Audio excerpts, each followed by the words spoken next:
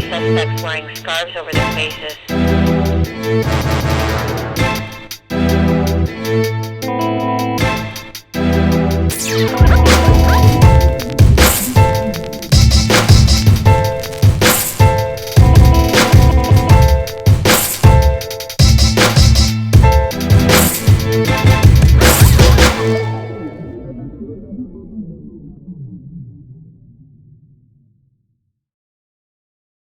Hi Doug, thank you so much for coming on to Beatfactory Academy's channel, and we're really happy to be here. Thank you for taking out your precious time and giving us a small tour of your studio. We want to get straight to the questions. People are curious in India; they really want to know a lot about you and what you do. So the first question is, we know that you're a musician, you're a producer, you're a mixer, you do a lot of things, and you've also been a label executive. You manage stores, a lot of those things. So we want to know, what's the most important thing for you out of all of these hats that you wear? Well, by far the most important thing is music. To me, playing music and writing music and creating music and being a musician. That's why I got into this thing to begin with. So I do all those things, produce, engineer, mix, play a bunch of different instruments, write. I've worked in the business side of it, which I don't like as much, but I always try to make sure that I keep the musical side happening, because it's really easy to get obsessed with like the gear and the wiring and the phase and the bass traps and all of the particular like technical things. I'm sure that you have the same problem. Like if I'm not careful, I can fall into like a technical hole for 2 weeks. And I can come out of this hole and go, I haven't touched a guitar in 2 weeks. And I don't, it's happened in the past, So now I try to keep the focus on music, play a certain amount of guitar, write a certain amount of music, play a certain amount of keyboards every day, try to be creative in that regard. And also, you have to learn the technical stuff, you have to learn I think it's smart to learn as much about the machines and the wiring and all that stuff and the engineering technique as you can, but you want to balance it with the creative and the performing because that's really the reason why I got into it. Right. Now that's really a great insight into how you think, because you're right. It's very easy to fall into these things and lose focus on the main thing, which is music, which is why all this exists.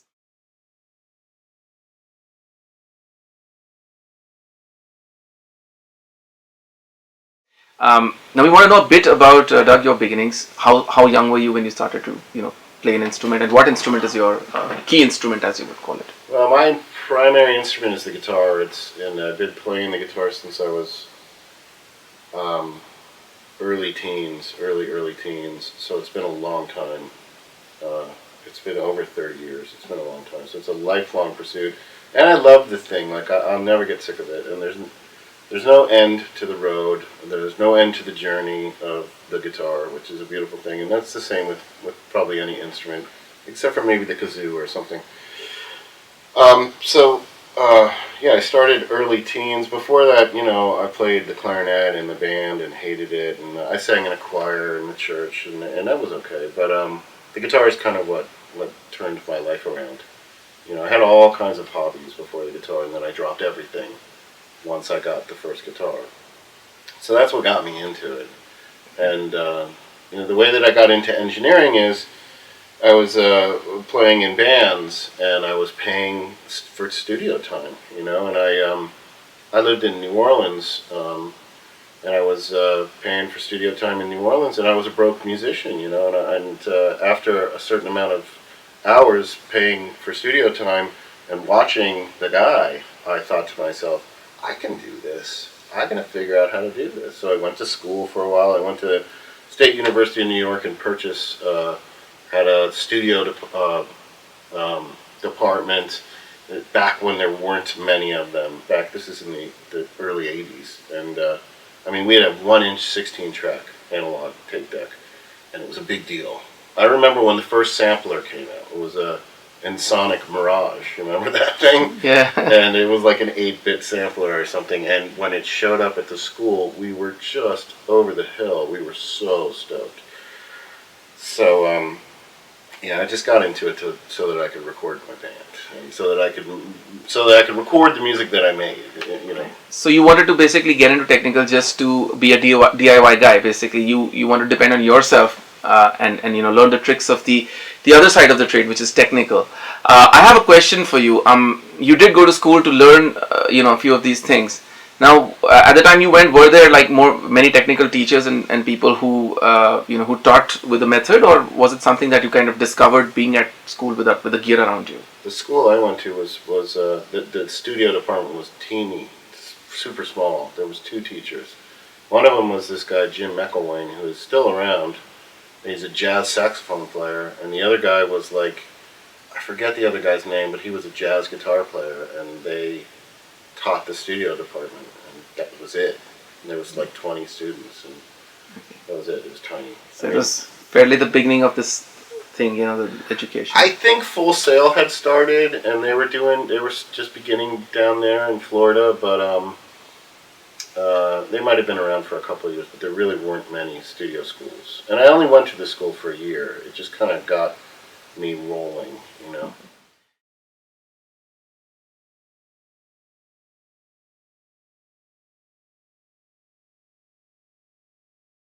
So now I want to ask you, Doug, about the first pro job that you did. What's the first paid assignment or professional job you did, and what was that job about? Oh man, I can't even really remember. Like I told you before, I worked at Elise's for a while, and the reason why I worked at Elise's is because if you worked there, you could buy the gear super cheap, right? Okay. They would have these B-stock sales because gear would go out to Guitar Center and someone would buy it, it'd be broken, and they'd have to send it back, and Elise's would have to take it back and exchange that piece of gear with a new piece of gear, and then that broken piece of gear would get fixed, but they could not by law sell it again as new.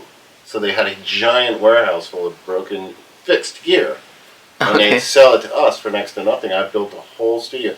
They had a product called the Dream Studio at the time, where it was like 4 8-ats, a BRC, their console. They had a console that was actually really kick-ass. Yeah. And then they had all the outboard processors. They had speakers and power amps and synths. They had a whole studio. That was their goal in like 1994 or something. And I got the whole thing, and then I quit. Wow. So I started doing gigs out of my house once I got that studio assembled. And I would just record. Of course, I'm recording my own bands, and then recording people. And I think the first thing I got paid for was I did a song for a movie called Body of Evidence 2. Okay. It wasn't Body of Evidence 1, which had like Madonna in it or something like that. Yeah. This was the sequel that was produced here in Hollywood just to go to video, right? It was like, the first one was a big theatrical release, but this one was produced by some videotape rental company, and they were just doing it to make content for their business. And so they bought one of my songs, and they gave me like $300 for it, which was not a lot. But the good thing about it was that I still get checks for it 20 years later. Like every quarter I get like, who knows, $100 here, $100 there. Things made me some decent money for the shitty little movie that it was. No, but that's great to know because publishing is such an important thing here in the United States, and it's well respected. And that is one of the things that I see with pros like yourself who've been creating for a while. That if you're part of one of the ASCAP BMI agencies, your work wherever it gets placed in the future is played, is broadcasted. There is obviously a portion of that comes to you. So in India we have such a body, but it's not very well implemented, and it's good to know that it's something that you don't have a PRA over there. We do. We actually have something called the IPRS, which is Indian Performing Rights Society. But it's there's a kind of conflict going on in India about musicians and backing out from there because they feel that the royalties have not been unfairly collected or whatever. I mean, in India it's still different. We all wonder about that. I wonder about BMI. I wonder about ASCAP. Until they do the whole digital fingerprint thing. Yeah. How are they really knowing? There's no way to actually account for it. There's no way to. Well, you have to depend on some guy at the TV show that you license a song to for filling out all the paperwork correctly. And what if he's having a bad day or whatever? I know I've missed out on stuff. I know I have. Okay. So it's some kind of a peril you face here as well. If you want to be successful in like the real music business, you're gonna probably get ripped off sometimes.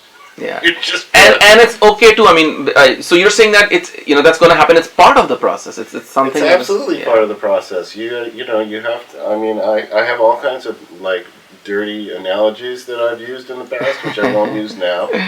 Yeah, we'll beep it out. It's fine.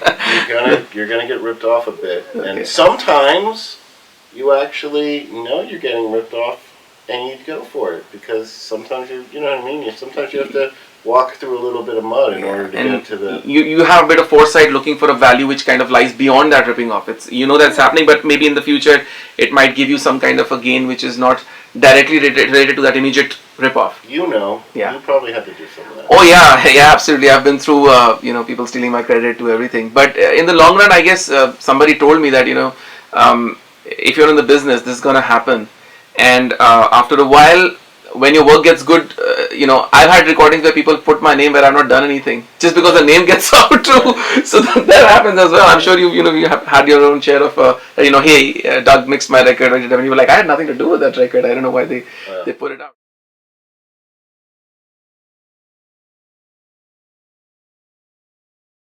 Doug, you also wanted now to talk about some of the great bands that you've worked with, been part of, and how you've been involved with those projects. Well, I worked with Scott Weiland for 15 years, and I worked on 3 different Stone Temple Pilots records, usually as an engineer, sometimes as a co-producer uncredited. Okay. The argument could be made. And then I also produced and co-wrote and played guitar on 3 of his solo records, engineered, mixed, everything. Wow. So for 15 years. And then I also got involved with Velvet Revolver because of my relationship with him. So in the first Velvet Revolver record, I did a lot of engineering. I played some keyboards, and I also have a production credit, like a co-producer of that first record. And that record did pretty well. Yeah. Sold a couple million copies. Brilliant. It was a good record. I didn't have that much to do with the second record. I didn't work on it much.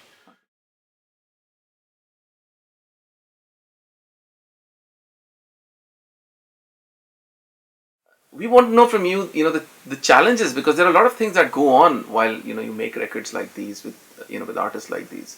So what are the kind of challenges that you face personally? You don't have to name anybody particularly, but the category of issues that you face. You also want to know the real side of the game. Well, I mean, one of the things that I really, really like about my job is helping people, like helping people achieve the sound that they have in their head, get it out of their head and get it onto the CD or whatever. Get the music out of their head and make it sound as good as it can and fulfill their vision and I really, really like doing that. I really like when people get happy. I really like that, And so really, at the very core of my job as a producer and an engineer, or as a session player, is make people happy, right? But with that said, another part of the job is kind of being a psychiatrist, It's kind of being a therapist. My ex-wife is a therapist, and she taught me a lot about psychology. And I find it to be really valuable when I'm dealing with people, because artists in general tend to be very emotional people, I mean, really, very emotional. And they also can be troubled people. They can also, I end up being a therapist, or a life coach or whatever to a lot of these people in the process of getting the music out of them. One of the things that's really important about producing is making sure people feel safe. Have you ever thought about that? No, please elaborate. It's weird, right? Yeah. Making sure, how are you going to emote? How are you going to create? And how are you going to get the best out of yourself if you don't feel completely safe, taken care of, listened to, you know what I mean? Yeah. Not judged, you know? Yeah. Those are all really, really important things in producing people. Absolutely. So if you can create an environment that's safe and secure and non-judgmental and positive, and sometimes that can even be a spiritual thing, people will do their best work. So.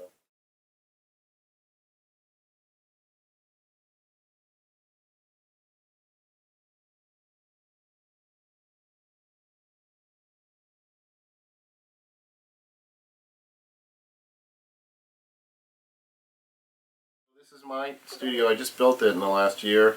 I used to have a place in Burbank with Scott Weiland, a 2,000 square foot place, but I no longer work out of that room, and I built this. This is my home. So I have this control room, and then I have a drum room kind of overdub booth in the house that's tied to the control room. And so I talk about the gear. Yeah. You were asking about, digital versus analog and Pro Tools and whatnot. Here's what I usually tell people. I go, listen, if you have a Class A front end and you've got good preamps and you've got discrete good preamps or tube preamps or whatever, and you've got tube microphones and you've got tube amps, like I have 12 tube guitar amps, and you know what you're doing with that gear.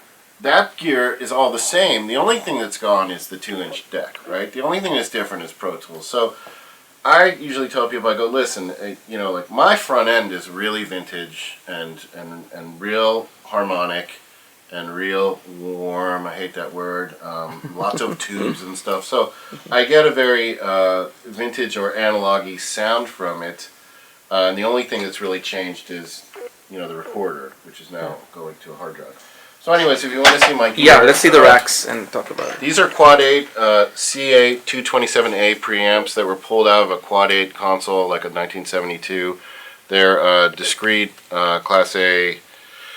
They're very similar to API 312s or somewhere between a Neve and an API if you wanted to, sum up their sonic footprint or fingerprint. These are Quad 8 compressors. The Quad 8 EQ. These are Ward Beck.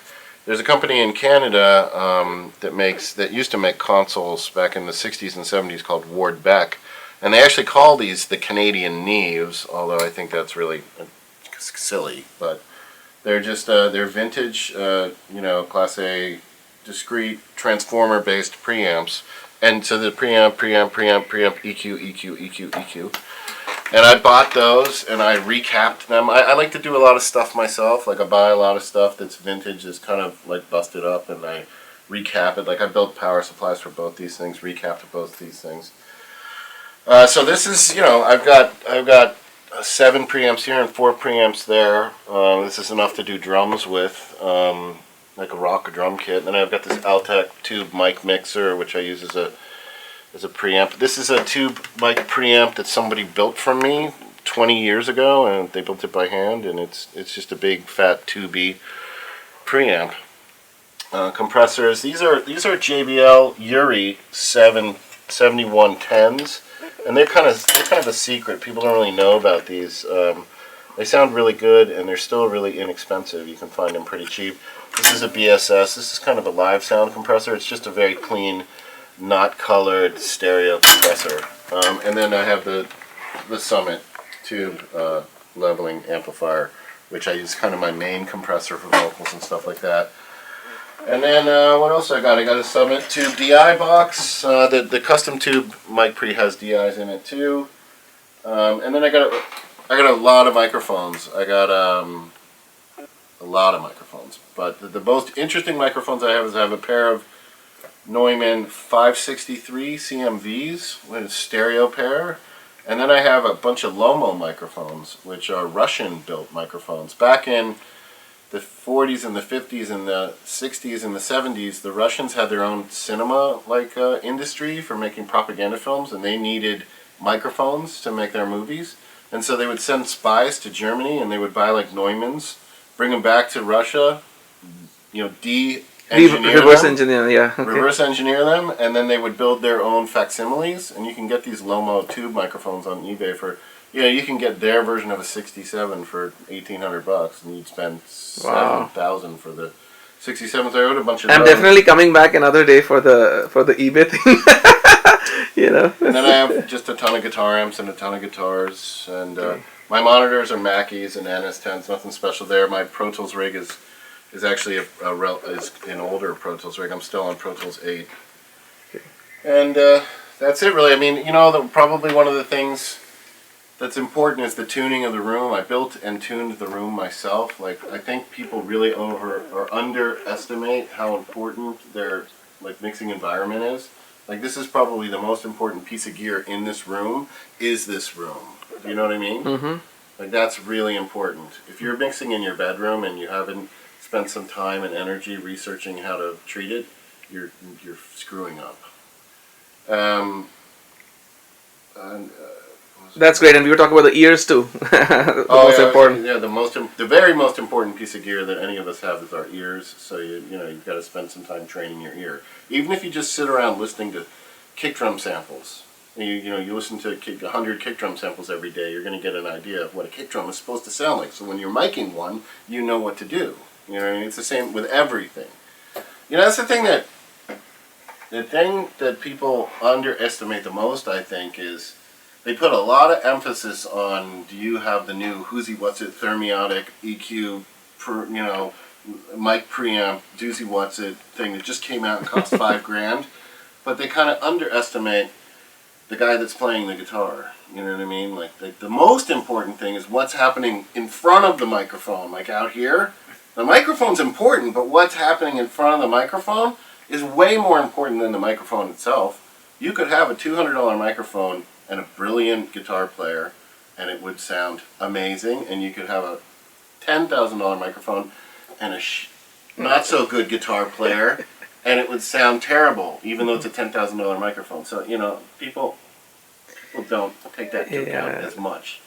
Now that there's this culture, like when I was back in the '80s, there wasn't this much gear. You know what I mean? You didn't have all these different preamp makers and all these, these 500 series, like all these different companies there, we didn't have that. We had we had Neves and we had SSLs and we had a couple other things. And Summit was really exotic, stuff. And now there's tons of it and everybody's really concerned about, do you have this compressor? Do you have that mic preamp? I think people worry about that too much. They need to worry about the music, and they need to worry about their ears, and they need to worry about the performance and the shit that happens in front of the microphone more. This is wonderful. This is actually what I think people back in India need to hear, because there is a kind of gear obsession. I've been part of that. I've been culprit to it too. But I see, and as I grew, I realized that I see that it's not about that. It's the singer. And sometimes I haven't even set it properly. I sometimes, mess up setting the compressor, the pre properly. But if the performance is great, at the end we just let go of that part. We keep the performance, and that's the magic. That's the real magic. Namaste. This is Doug Grean, and I'm glad to be here on the Beat Factory with you today. We have 3 suspects wearing scarves over their faces.